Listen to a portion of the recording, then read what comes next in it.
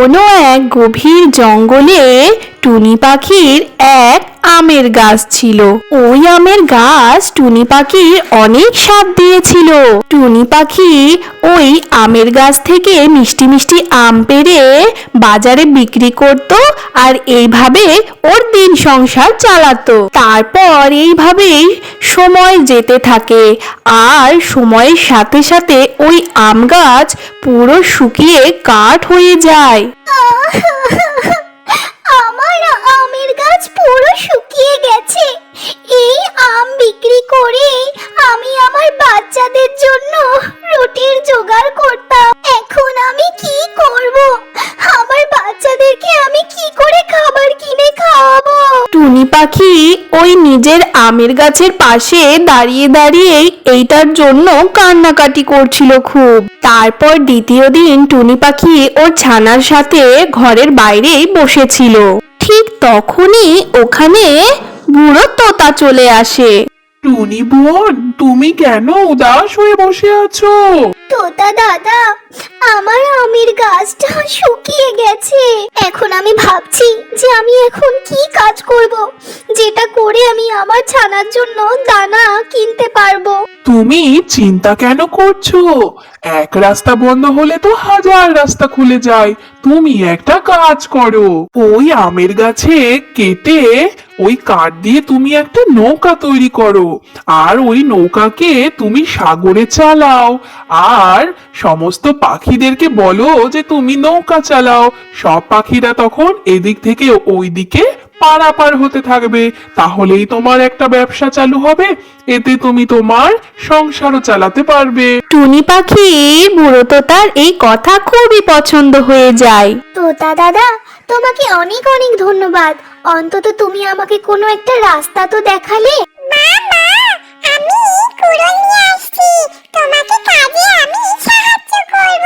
তারপর গুড়িয়া ওর ঘর থেকে কুড়ুল নিয়ে আসে, আর দুই মা মেয়ে মিলে ওই আম গাছের ডালগুলো কাটতে শুরু করে দেয়। টুনি পাখি নিজের জন্য ওই আম গাছ দিয়ে নৌকা বানিয়ে ফেলে, আর সাগরে চালানো শুরু করে দেয়।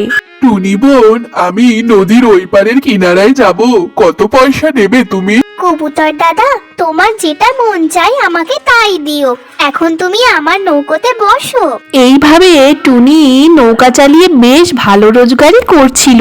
টুনি পাখির এই সফলতা দেখে টুনির প্রতিবেশী এই কাক খুবই জ্বলতো ওদেরকে দেখে।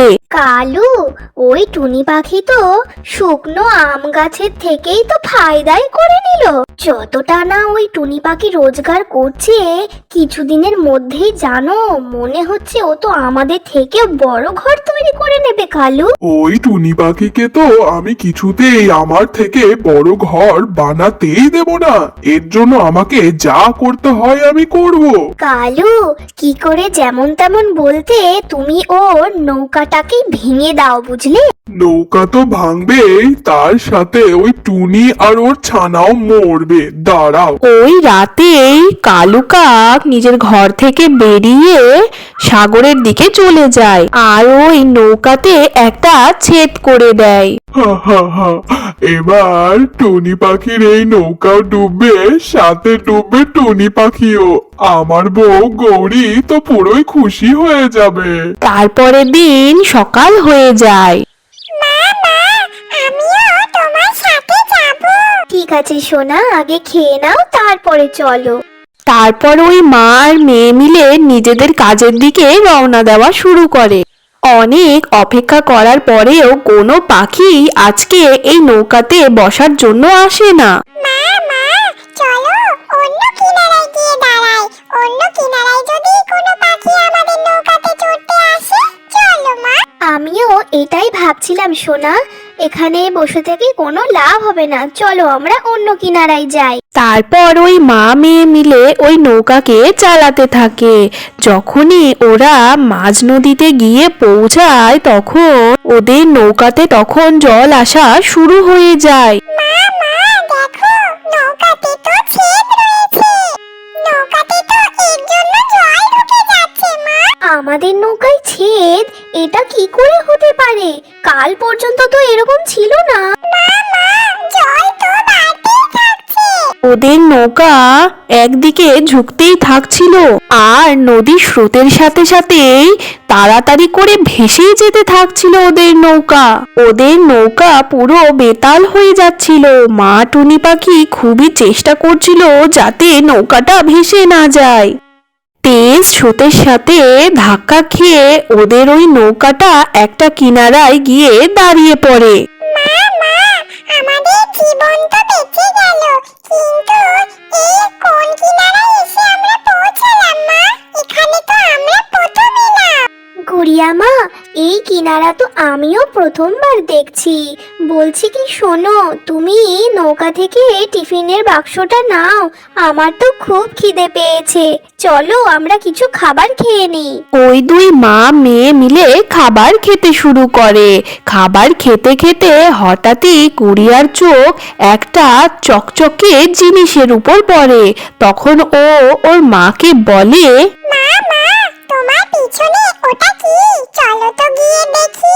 মা টুনি আর গুড়িয়া ওখান থেকে কিছুটা দূর যায়। ওখানে গিয়ে দেখে যে ওখানে স্ট্রবেরি গাছ রয়েছে।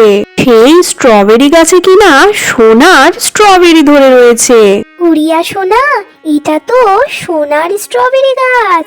মনে হচ্ছে এখানে আগে কেউ প্রথমে আসেই নাই। এইরকম সিক্রেট জায়গায় সোনার স্ট্রবেরি গাছ প্রথমে কেউই দেখে নাই মা। তারপর ওই মা মেয়ে মিলে নিজের নৌকার ছেদটাকে মেরামত করা শুরু করে দেয়। টুনি পাখি স্ট্রবেরি গাছ থেকে কতগুলো সোনার স্ট্রবেরি নিয়ে এসে ওর নৌকার ছেদের মধ্যে লাগিয়ে দেয়, যার ফলে নৌকার ওই ছেদটা পুরোই বন্ধ হয়ে যায়। হয়ে গেল, সব ভালোভাবেই হয়ে গেল। গুড়িয়া মা, আমি ওই সোনার স্ট্রবেরি গাছ থেকে কতগুলো সোনার স্ট্রবেরি নিয়ে নিই, এতে আমাদের ভালো মতো দিন চলে যাবে। তারপর ওই মা মেয়ে মিলে কিছু সোনার স্ট্রবেরি ওই গাছ থেকে পেড়ে নেয়, দিয়ে নৌকায় ওগুলো চাপিয়ে চলে যায়।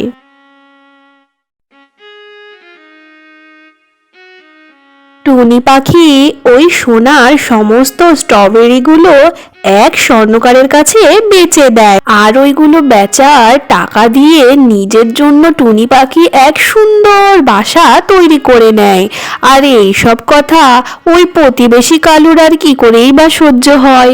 কালু, আমরা ওই টুনির নৌকা ছেদ করে ওকে তো মারতে চাইলাম, কিন্তু ও তো আগের থেকে আরো বেশি ধনী হয়ে গেল গো।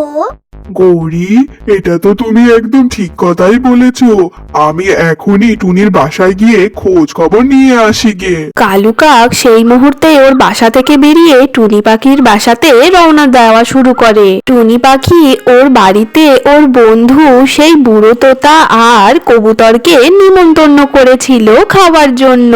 সবাই মিলেমিশে খাবারই খাচ্ছিল, ঠিক তখনই ওখানে কালু কাক চলে আসে। আরে টুনি পাখি, টুনি পাখি, তুমি তো তোমার প্রতিবেশীকে তো ভুলেই গিয়েছো। কালু দাদা, তুমি তো সব সময় আমার খারাপ চাও, আর তুমি খুবই লোভী, বাজে আর খারাপ প্রকৃতির পাখি একটা। এই কারণেই তো আমি তোমার থেকে অনেক দূরেই থাকি, বুঝলে? আরে টুনি পাখি, শুনলাম নাকি তোমার নৌকাতে ছেদ হয়ে গেছিল।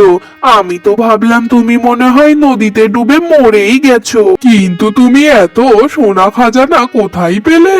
মা মা, নৌকার এই ছেদের কথা তুমি আর আমি ছাড়া তো কেউ জানতো না। কালু আঙ্কেল কি করে জানলো মা? এটার মানে তো কালু আঙ্কেলই আমাদের নৌকায় ছেদ করেছে মা।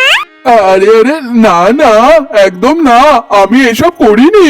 কালু দাদা, যা হয় ভালোর জন্যই হয়। তুমি আমাদের নৌকায় ছেদ করে দিয়েছিলে, আমার এই নৌকা বেতাল হয়ে অন্য এক কিনারায় চলে গেছিল, আর আমি পৌঁছে যাই এক সোনার স্ট্রবেরি গাছে। ওখান থেকেই আমি অনেক সোনা পেয়ে গেছি। এরপর দেখো আমাদের কপালটাই পুরো খুলে গেছে। নৌকায় ছেদ, নৌকা বেকাবু হয়ে চলে যাওয়া, আবার স্ট্রবেরি সোনা সব পেয়ে গেলে তুমি। কালু কাক তখনই ওখান থেকে পালিয়ে চলে যায়। গৌরী গৌরী, জলদি চলো, আমরাও যাব ওই সোনার স্ট্রবেরির কিনারাতে। জলদি চলো, আমরাও নেব ওখান থেকে সোনার স্ট্রবেরি। আমি সব জেনে এসেছি ওখান থেকে, জলদি চলো। তারপর গৌরী কাক আর কালু কাক ওই কিনারার খোঁজে এক পুরনো নৌকা নিয়ে যাওয়া শুরু করে। সাগরের স্রোতে স্রোতে ওরা দুজন ঠিক ওই কিনারাতেই পৌঁছে যায়। কালু, এত সোনা, আমরা তো একেবারেই বড়লোক হয়ে যাব গো। কেউ আমাদের সাথে মোকাবিলাই করতে পারবে না। জলদি করো গৌরী, আর ভরে নাও নিজের নৌকা। তারপর গৌরী কাক আর কালু কাক স্ট্রবেরি গাছ থেকে সোনার স্ট্রবেরিগুলো পেড়ে নিজের নৌকা পুরো ভরে নেয়। বেশি সোনা ভরে নেওয়ার কারণে ওদের নৌকা তখন ডুবে যেতে থাকে নদীর জলে। গৌরী, আরে নৌকা ডুবে যাচ্ছে তো যেতে দাও, আগে তো তোমার জীবন বাঁচাও। চলো এখান থেকে আমরা উড়ে যাই। না কালু না, আমি এই সোনার স্ট্রবেরি ছাড়তে পারবো না। তারপর ওই লোভী কাক দুটো নিজেদের লোভের কারণে ওই সাগরের জলে ডুবে যায় আর ওরা ওদের লোভের শাস্তি পায়। প্রিয় বন্ধুরা, এই কাহিনীকে লাইক আর তোমার বন্ধুদের সাথে শেয়ার এবং এই চ্যানেলকে সাবস্ক্রাইব করতে একটুও ভুলো না। আর তোমাদের সবাইকে অনেক ধন্যবাদ।